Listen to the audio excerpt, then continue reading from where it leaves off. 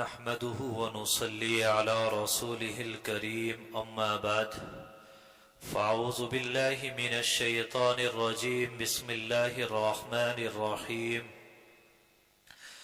الله يجتبي إليه من يشاء ويهدي إليه من ينيب أو كما قال الله تبارك وتعالى وقال النبي صلى الله تعالى عليه وسلم التائب من الذنب كمن لا ذنب له أو كما قال عليه الصلاة والسلام۔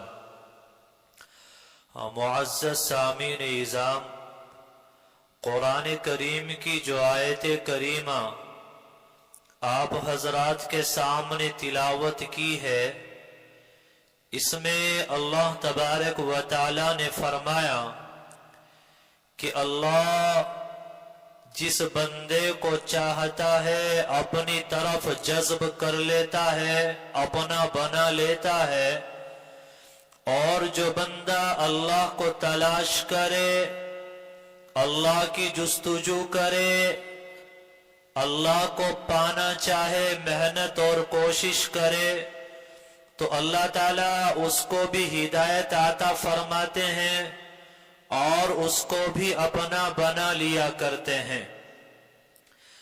جیسے مثال کے طور پر ایک باپ ہے، وہ اپنے گھر کے اندر کوئی کھانے پینے کا سامان لے کر آتا ہے، تو اگر وہ بچوں کو دینا چاہتا ہے، کھلانا چاہتا ہے، تو دور سے بچوں کو دکھا دیتا ہے، بچے دوڑے دوڑے چلے آتے ہیں، ان کو دے دیتا ہے۔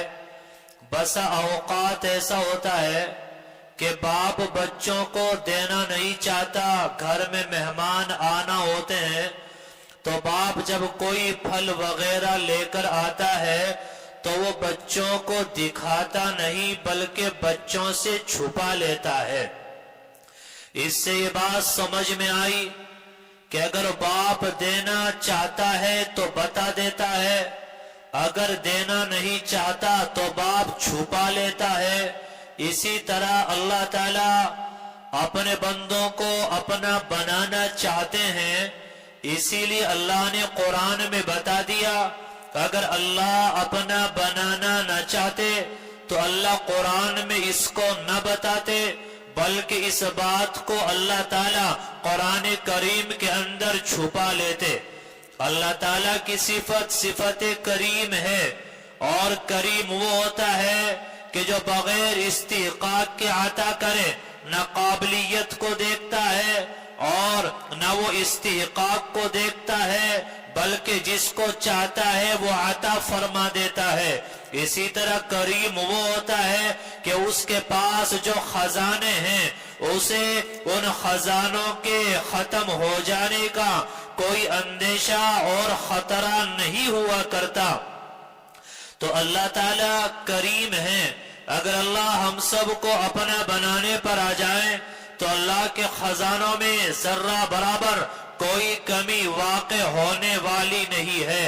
ہم اللہ کے سامنے آتے ہیں اور سجدہ کرتے ہیں تو یاد رکھنا کہ ہمارے سجدہ کرنے سے اللہ کو عزت نہیں ملتی بلکہ ہمیں عزت مل جاتی ہے۔ ہم اللہ کا ذکر کرتے ہیں اور کہتے ہیں سبحان اللہ، اللہ کی ذات پاک ہے، تو ہمارے کہنے سے اللہ پاک نہیں ہوتے بلکہ اللہ کی ذات تو پہلے سے پاک ہے۔ مولانا رومی رحمت اللہ علیہ فرماتے ہیں، اے لوگوں، جب تم سجدہ کرتے ہو تو تمہارے سجدہ کرنے سے اللہ کو عزت نہیں ملتی بلکہ تمہیں عزت ملتی ہے۔ جب تم سبحان اللہ کہتے ہو تو تمہارے یہ کہنے سے اللہ پاک نہیں ہوتے، وہ تو پاک ہیں، بلکہ اس کی برکت سے اللہ تعالیٰ وہ تمہیں پاک کر دیا کرتے ہیں۔ مولانا رومی فرماتے ہیں کہ جب اللہ تعالیٰ نے قرآن کے اندر اپنی صفت کو بیان فرما دیا تو ہمیں چاہیے کہ اللہ سے اس صفت کو مانگا کریں، اللہ کے سامنے آنسو بہائیں اور اللہ سے کہیں، اے اللہ، ہم نے اپنی قوت بازو کو آزما لیا، अपने इरादों को आजमा लिया, हमारे आज़म की रुसवाइयां वो तेरी अजमतों बरतरी की दलील है। मौला, हमने सैकड़ों बार तौबा की है और सैकड़ों बार हमने तौबा को तोड़ा है। फरमाया कि जब आदमी देखता है सैकड़ों मर्तबा तौबा कर चुका, सैकड़ों मर्तबा गुनाहों के छोड़ने का अज़्म और इरादा कर चुका, लेकिन गुनाह नहीं छूट रहे हैं, तो फरमाया कि अब अल्लाह के सामने हाथ जोड़ने के सिवा, अल्लाह के सामने आंसू बहाने के सिवा,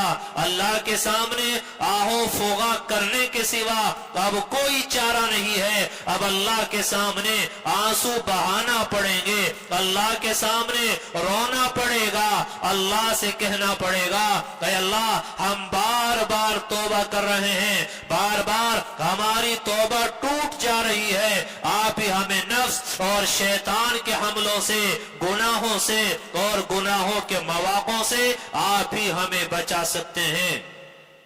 ये आंखों से आंसुओं का जारी हो जाना और आंखों से आंसुओं का बह जाना, ये अल्लाह की कोई छोटी नेमत नहीं है। जैसे जब छोटा बच्चा रोता है, उसके रोने की वजह से माँ की छाती में दूध उतरता है। बच्चा पैदा होने से पहले सीने के अंदर खून भरा हुआ होता है, लेकिन वो बच्चा रोता है और पैदा होता है, पैदा होने के बाद रोता है, तो रोने की वजह से वो सारा खून वो दूध से तब्दील हो जाता है और दूध से बदल जाया करता है। ठीक बिल्कुल इसी तरह जब बंदा अल्लाह के सामने रोता है, आंसू बहाता है, तो जो अल्लाह की सिफत गजब है वो सिफत रहमत से बदल जाती है। बंदा अभी सजा का मुस्तहिक था, आंसू बहाए तो रहमत का मुस्तहिक हो गया।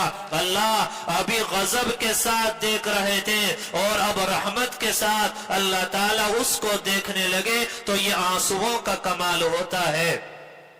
आज हम सब यहाँ बैठे हैं, जरा गौर करें, ये दिल इतना सख्त क्यों हो गया, ये दिल इतना सियाह और तारीख क्यों हो गया। अल्लाह की याद में कब रोए थे, अल्लाह की याद में हम लोगों ने कब आंसू बहाए थे। कितने दिन हो गए अल्लाह के सामने नमाज पढ़ रहे हों और सजदा कर रहे हों, आंखों से आंसू जारी हुए हों, अल्लाह के सामने हाथ उठाकर दुआएं कर रहे हों और आंखों से आंसू जारी हुए हों। ये आंसू कहाँ चले गए? आंखों के ये आंसू ये हमारे क्यों खुश्क हो गए? इसकी दो वजह है, या तो खाना पीना वो हराम हो रहा है, या फिर इंसान किसी गुनाह के अंदर मुस्तकिल तौर पर मुब्तला है, जिसकी वजह से अल्लाह ताला आंसुओं से महरूम कर देते हैं और अपने सामने अल्लाह रोने की तौफीक नहीं देते। चुनांचे एक शख्स का वाकया लिखा है कि मकरूज आदमी था, उसके जिम्मे बहुत सारा कर्जा हो गया। किसी ने उसको बताया कि फुला बस्ती के अंदर एक सखी आदमी रहता है, लोगों की मदद करता है, कोई उसके पास जाए तो ताउन करता है। 1000 मील की दूरी पर था। इस मकरूज शख्स ने 1000 मील का पैदल सफर किया। पुराने जमाने की बात है, सफर की मशक्कतें और दुश्वारियों को बर्दाश्त किया, थका हारा 1000 मील का सफर करके उस बस्ती के अंदर दाखिल होता है। कब्रिस्तान आता है, देखा कुछ लोग हैं किसी जनाजे को दफन कर रहे हैं। ये कब्रिस्तान गया, पूछा किसका इंतकाल हो गया, किसका जनाजा है। लोगों ने बताया कि इस बस्ती के अंदर जो फुला सौखी आदमी रहता था उसका इंतकाल हो गया। अब जिसकी वजह से 1000 मील का पैदल सफर किया था उसका इंतकाल हो गया। अब इसको सारी दुनिया डूबती हुई नजर आई, सारी कायनात अपनी खत्म होती हुई नजर आई। जिस सहारे पर गया था वो दुनिया का सहारा टूटता हुआ नजर आया। अब कोई रास्ता न था। मस्जिद में गया, मगरिब की नमाज पढ़ी, रोने लगा, आंसू बहाने लगा। जब आदमी अल्लाह के सामने रोता है, दिल नरम पड़ता है, दिल में सुकून आता है, उसके बाद नींद نیند بھی آ جایا کرتی ہے۔ چنانچہ مسجد میں تھا، آنکھ لگ گئی، وہیں پہ سو گیا۔ خواب میں اللہ تعالیٰ کی زیارت ہوتی ہے۔ اللہ تعالیٰ نے فرمایا اے میرے بندے واپس جاؤ، تیرے گھر کے اندر جو 3 چھوٹی چھوٹی کوٹھڑیاں ہیں ان میں سے ایک کوٹھڑی کے اندر تیرے دادا کی دبائی ہوئی ایک امانت ہے، وہ جا کر نکال لو، قرضہ بھی ادا ہو جائے گا، تیرا مکان بھی بن جائے گا۔ تو یہ خواب ہی میں اللہ سے کہنے لگا اے اللہ، جب خزانہ گھر کے اندر دفن تھا آپ نے 1000 میل کیوں دوڑایا؟ مجھے وہیں بتا دیا جاتا۔ تو اللہ نے جواب دیا اے میرے بندے، اس میں ایک راز ہے، اور وہ راز یہ ہے کہ ہم دنیا کی نعمت و مشقت کے بغیر نہیں دیتے۔ مشقت آئے پھر نعمت ملے تو قدر دانی ہوتی ہے۔ واقعہ اس لیے سنایا، اس سے ہمیں یہ سبق مل رہا ہے جب اللہ دنیا مشقت کے بغیر نہیں دیتے تو دین مشقت کے بغیر کیسے مل جائے گا؟ اللہ کی محبت وہ مشقت کے بغیر کیسے مل جائے گی؟ آج ہم لوگوں کی حالت یہ ہو چکی ہے کہ ہم نیک اعمال بھی کر رہے ہیں لیکن نفس اور شیطان کا مقابلہ نہیں کر پاتے، نیک اعمال کر رہے ہیں لیکن اللہ کی محبت میں نظر بچانے کی مشقت نہیں اٹھائیں گے، نیک اعمال کر رہے ہیں لیکن اللہ کی محبت کو پانے کے لیے گناہوں سے بچنے کا غم نہیں اٹھائیں گے، نیک اعمال کریں گے لیکن اللہ کی محبت کو پانے کے لیے گناہوں سے بچنے کا غم نہیں اٹھائیں گے۔ جب تک انسان غم نہیں اٹھائے گا تو سمجھنا یہ دل لال نہیں ہوگا، جب تک دل لال نہیں ہوگا تو اللہ کی محبت کا سورج اس دل کے اندر طلوع نہیں ہوگا۔ آپ نے دیکھا ہوگا صبح میں سورج طلوع ہوتا ہے تو سورج طلوع ہونے سے پہلے آسمان لال ہوتا ہے، پھر سورج طلوع ہوتا ہے۔ تو اسی طرح ہمیں گناہوں سے بچنے کی تکلیف اٹھانا پڑے گی۔ جب گناہوں سے بچنے کا غم اٹھائیں گے، دل کے اندر گناہ کرنے کا تقاضا پیدا ہو رہا ہے، آپ اس تقاضے کو دبا رہے ہیں۔ نظر خراب کرنے کا تقاضا دل میں پیدا ہو رہا ہے، آپ اس تقاضے کو دبا رہے ہیں۔ گناہ کا تقاضا دل میں آ رہا ہے، آپ اس تقاضے کو دبا رہے ہیں تو دل پر جو زور پڑتا ہے، دل پر جو غم آتا ہے، اس کی وجہ سے یہ دل لال ہو جاتا ہے۔ جب یہ لال ہو جاتا ہے، زخمی ہو جاتا ہے، پھر اللہ کی محبت کا سورج وہ اس دل کے اندر طلوع ہو جایا کرتا ہے۔ بخاری شریف کی روایت ہے، نبی علیہ السلام نے فرمایا فَزِنَ الْعَيْنِ النَّظَرِ کہ آنکھوں کا زنا وہ بد نظری کرنا ہے۔ آج ہم تسبیحات پڑھیں گے، آج ہم نوافل پڑھیں گے، قرآن کی تلاوت کریں گے، نیک اعمال کریں گے لیکن اللہ کی محبت میں گناہ سے بچنے کی تکلیف نہیں اٹھائیں گے۔ ہم بازاروں میں جائیں گے، نظر کی حفاظت نہ کریں گے، اسٹیشن پر جائیں گے، اسکولوں میں جائیں گے، راستوں پر چلیں گے اور ایئرپورٹ پر ہوں گے لیکن نظر بچانے کی تکلیف نہیں اٹھائیں گے۔ جب اللہ کی محبت میں ہم یہ غم نہیں اٹھا سکتے، یہ تکلیف نہیں اٹھا سکتے تو یاد رکھنا انسان کے دل میں اللہ کی محبت بھی نہیں سما سکتی۔ اس دنیا کے اندر جتنے بھی عشق بازی، نظر بازی کرنے والے گزرے ہیں یا ہیں، ان کے چہرے سے پتہ چل جاتا ہے اور ان کو کبھی چین اور سکون کی زندگی میسر نہیں ہوتی۔ جیسے جب پتنگ کٹ جاتی ہے تو پتنگ کی رفتار بتا دیتی ہے کہ یہ کٹ چکی ہے اور بچے لوٹنے اور کھسوٹنے کے لیے اس کی طرف دوڑتے ہیں۔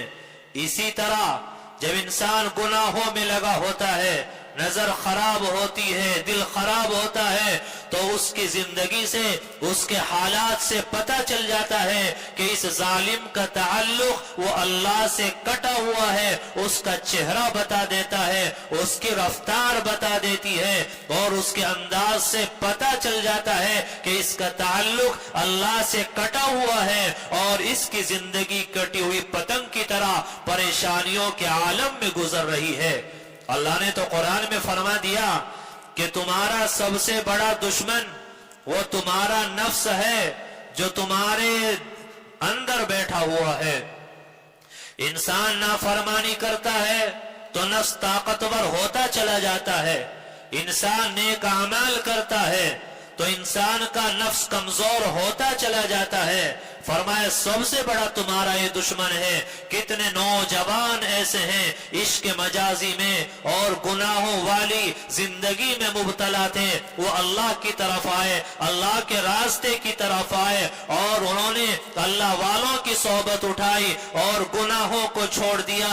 आज उनके सर पर कुरान रखकर आप कसम दे के पूछ लें कि बताइए आज की जिंदगी बेहतर है या पहली जिंदगी बेहतर थी। वो कुरान की कसम खा के आपको बताएंगे जब हम गुनाहों में थे, इश्क मजाजी में थे, हसीनों के चक्कर में पड़े थे तो ऐसी जिंदगी थी गोया जहन्नम की जिंदगी जी रहे हैं। और जब से हमने तौबा की है, गुनाहों को छोड़ा है, नजरों की हिफाजत की है और दिल का सौदा अल्लाह के साथ किया है तो ऐसा लग रहा है जैसा जहन्नम की जिंदगी से निकलकर हम लोग जन्नत की जिंदगी की तरफ आ चुके हैं।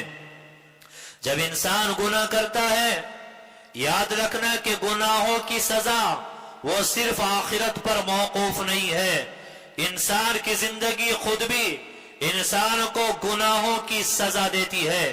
जब इंसान गुनाह करता है, अल्लाह की नाफरमानी करता है तो नाफरमान बंदे के लिए दो जहन्नम है, एक जहन्नम आखिरत में है और एक जहन्नम अल्लाह ताला उसकी जिंदगी को उसके लिए जहन्नम बना देते हैं। फिर गरम गरम बिस्तर है, नींद नहीं आ रही है, पैसा कमा रहा है लेकिन टेंशन और डिप्रेशन है, मिजाज में चिड़चिड़ापन है, हालात खराब हैं, चेहरे से परेशानी महसूस हो रही है, दिल बेचैन और परेशान है तो गुनाहों की वजह से अल्लाह ताला उसकी जिंदगी ही को जहन्नम बना दिया करते हैं। इस दुनिया के अंदर आपको कोई मिसाल ऐसी नहीं मिलेगी कि किसी बंदे ने गुनाह किया हो, अल्लाह की नाफरमानी की हो और उसके दिल में जर्रा बराबर ईमान हो और उसका ज़मीर जिंदा हो और गुनाह करने के बाद उसको सुकून मिल गया हो, गुनाह करने के बाद उसको आफियत मिल गई हो। गुनाह की सजा पहली सजा ये होती है, उधर बंदा गुनाह करता है, उधर बेचैन हो जाता है, उधर गुनाह करता है, उधर परेशान हो जाता है, उधर अल्लाह की नाफरमानी करता है, उधर अल्लाह की तरफ से उसके दिल पर अल्लाह का अजाब नाजिल होना शुरू हो जाया करता है। तो ये गुनाहों की सजा है जो इंसान को दुनिया में मिलती है। आज हम गौर कर ले, तमाम तर चीजें हमारे पास, उसके बावजूद हम परेशान, अल्लाह की सारी नेमतें इस्तेमाल कर रहे हैं। ऐसा नहीं कि गरीब लोग परेशान हैं, आज जो पैसा कमा रहे हैं वो भी परेशान हैं, उनकी परेशानियां वो गरीबों से ज्यादा बढ़ी हुई हैं, उनकी जिंदगी जहन्नम बनी हुई है। क्यों? क्योंकि मासियत है, मुनकरात हैं, अल्लाह की नाफरमानियां हैं। इंसान गुनाह करे सुकून मिल जाए, इंसान अल्लाह की नाफरमानी करे अच्छी जिंदगी गुजार ले, इंसान मोबाइलों पर बदमाशी करे और सुकून के साथ नींद आ जाए, इंसान मोबाइल का गलत इस्तेमाल करे और तहज्जुद तो बहुत दूर की बात है, वो सुबह को फजर की नमाज जमात से अदा कर ले, सवाल ही पैदा नहीं होता। तो जब इंसान गुनाह करता है, अल्लाह की नाफरमानी करता है तो अल्लाह ताला उसकी जिंदगी ही को उसके लिए जहन्नम बना दिया करते हैं। आज जो टेंशन है, डिप्रेशन है, परेशानियां हैं, हालात हैं, आज हर कोई परेशान है तो ये गुनाहों की कसरत, ये मासियत का सुदूर, अल्लाह की नाफरमानियां हैं जिसकी वजह से हमारा चैन और सुकून वो बिल्कुल तबाह और बर्बाद हो चुका है। इंसान गुनाह करे चैन मिल जाए इसका सवाल ही पैदा नहीं होता। हाँ, जब कोई इंसान अच्छी जिंदगी गुजारता है, इबादत ज्यादा नहीं करता लेकिन फराइज पढ़ता है, सुन्नत मुअक्कदा वाजिबात को अदा करता है, زکات کا موقع آیا زکات بھی ادا کرتا ہے, بہت زیادہ نفلیں نہیں پڑھتا, بہت زیادہ تہجد نہیں پڑھتا, لیکن اپنے آپ کو گناہوں سے بچا رہا ہے, اللہ کی نافرمانیوں سے بچا رہا ہے, تو اللہ تعالیٰ اس کی زندگی کو جنت بنا دیا کرتے ہیں. جو انسان نیک اعمال کرے گا اس کے لیے بھی دو جنت ہیں, ایک آخرت کی جنت ہے, ایک دنیا کی جنت ہے. علامہ ابن تیمیہ رحمت اللہ علیہ نے فرمایا کہ جو دنیا کی جنت میں داخل نہیں ہوا وہ آخرت کی جنت میں بھی داخل نہیں ہوگا. یہ دنیا کی جنت کیا ہے؟ جب گناہوں سے بچے گا, نیک اعمال کرے گا, اللہ کی رضا کے کام کرے گا, اس کے دل میں اللہ آئے گا, اس کے دل میں اللہ کی محبت آئے گی, اور اللہ تعالیٰ اس کے دل کو اپنا مسکن بنائیں گے. وہ زمین پر ہوگا, تعلق آسمان والے کے ساتھ ہوگا, وہ زمین پر چل رہا ہوگا, کنیکشن رب کے ساتھ جڑا ہوا ہوگا, وہ دنیا کے کام کر رہا ہوگا, تعلق اللہ کے ساتھ قائم ہوگا, تو اللہ تعالیٰ اس کی زندگی کو بڑا پرسکون بنا دیا کرتے ہیں. جیسے آپ گاڑی میں سفر کر رہے ہیں اور آندھی طوفان چل رہا ہے تو گرد و غبار آپ کو اڑتا ہوا تو نظر آئے گا, اگر گاڑی کے شیشے بند ہیں تو وہ گرد و غبار گاڑی میں اندر داخل نہیں ہو پائے گا. اسی طرح جب ہم گناہوں سے بچیں گے, نیک اعمال کریں گے, اللہ کی رضا کے کاموں کو اختیار کریں گے, تو دنیا کے حالات, یہاں کی پریشانیاں, یہاں کے مسائل یہ ہمیں نظر تو آئیں گے لیکن ہمارے دل کو پریشان نہیں کر پائیں گے.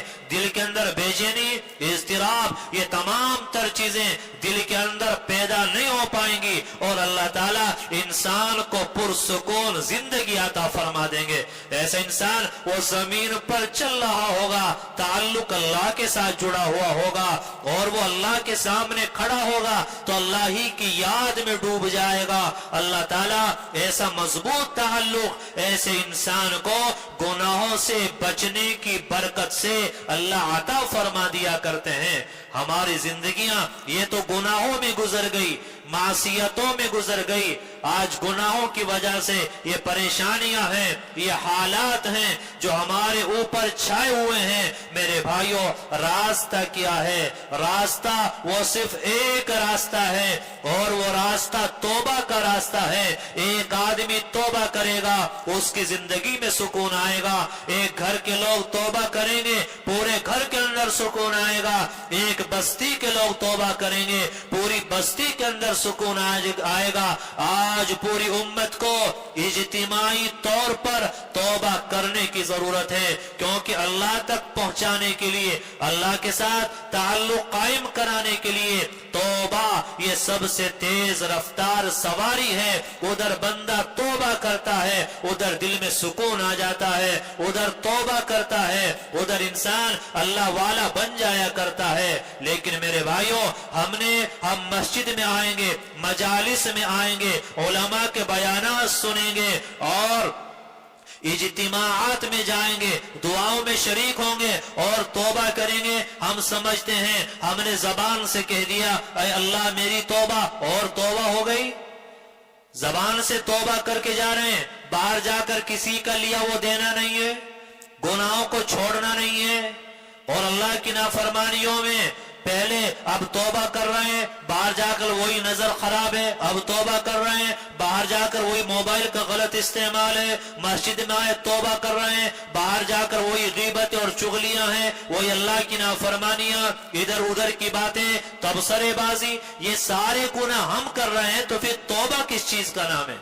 ان کو توبہ کی ہوا چھو کر بھی نہیں گزری ہے, کان چھونے کو سمجھتے ہیں جو توبہ کرنا.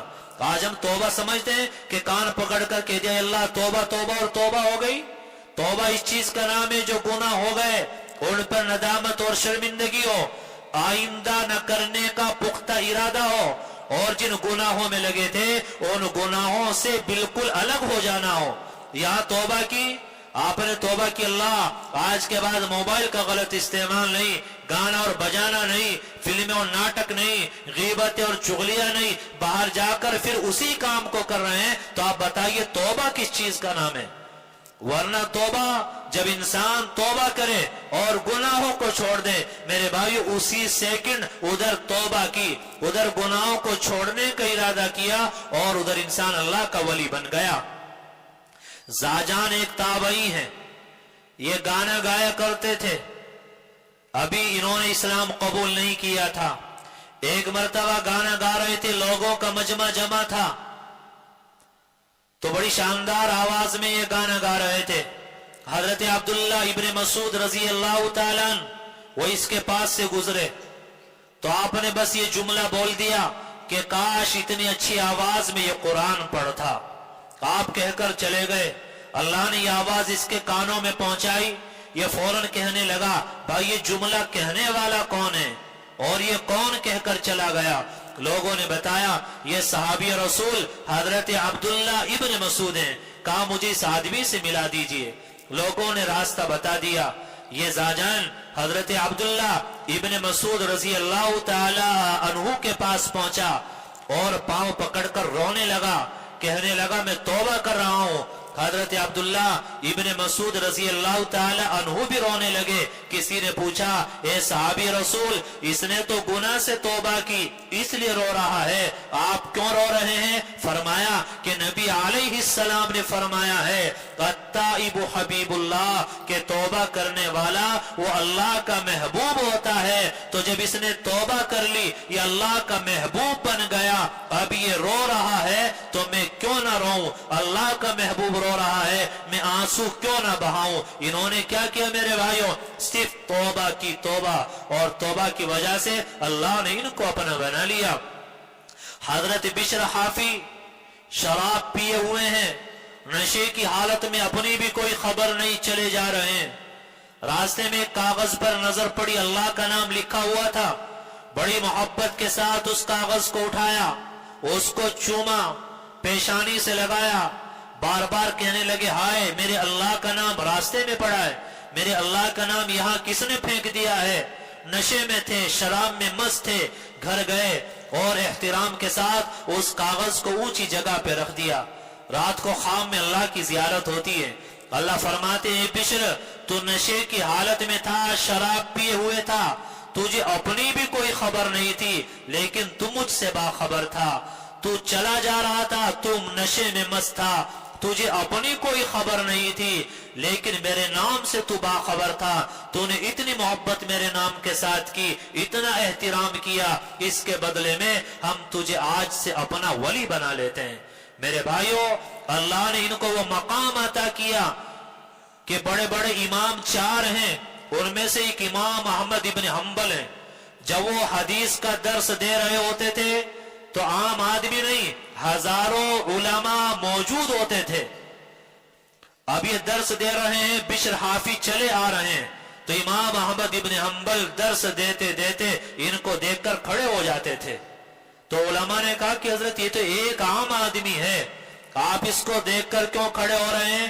فرمایا کہ بھائی میں کتابوں کا عالم ہوں، یہ اللہ کا عالم ہے، میں کتابوں کو جانتا ہوں، یہ اللہ کا جاننے والا ہے۔ تو ایک شرابی نشے میں مست انسان جب توبہ کرتا ہے اللہ کی طرف آتا ہے، اللہ اس کو یہ مقام عطا فرما دیتے ہیں۔ جب تک ہم گناہ کرتے رہیں گے ہمارے گھروں میں موبائلوں کا غلط استعمال ہوتا رہے گا، ہمارے گھروں میں تبصرہ بازی، ادھر ادھر کی باتیں، سڑکوں پر، چوراہوں پر، دکانوں کے سامنے کرسیاں ڈال کر اور محفلیں جما کر یہ گناہ، غیبتیں، تبصرے بازی، یہ اللہ کی نافرمانیاں ہوتی رہیں گی، تو میرے بھائیوں نماز پڑھنے والا نمازی تو ہو سکتا ہے، حج کرنے والا حاجی تو ہو سکتا ہے، لیکن میرے بھائی وہ دیندار نہیں ہو سکتا، اللہ والا نہیں ہو سکتا، اللہ کا نیک بندہ نہیں ہو سکتا۔